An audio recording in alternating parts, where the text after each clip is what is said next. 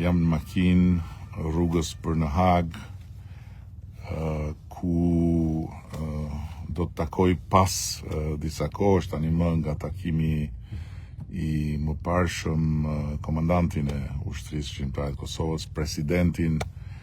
e Republikës Kosovës, i cili u mor nga zyra e tij dhe mbahet peng prej tani më vitesh në një qeli të drejtësisë ndërkombëtare për turbin e madh të gjithë atyre që e sponsorizojnë atë lloj drejtësie ku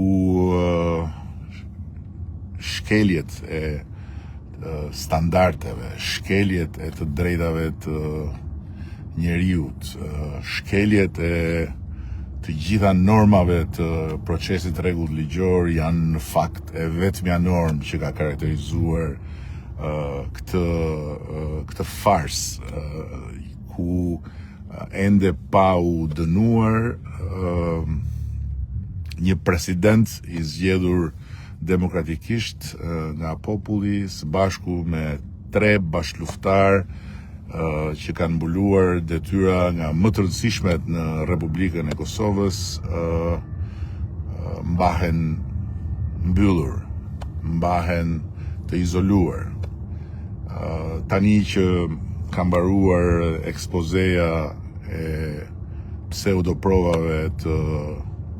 akuzës dhe që ka mbaruar edhe parada e dëshmitarëve qesharak të sjell në sallën e drejtësisë ndërkombëtare nga akuza, si dhe kanë mbaruar edhe dëshmitë tejet serioze të dëshmitarëve të mbrojtjes, pritet vendimi. Uroj, shpresoj, lutem që viti i ardhshëm të jetë viti i mbylljes së perdes së këtij teatri absurd të drejtësisë ndërkombëtare dhe i daljes nga izolimi brutal i Hashim Thaçit dhe i 3 bashkëluftarëve të tij.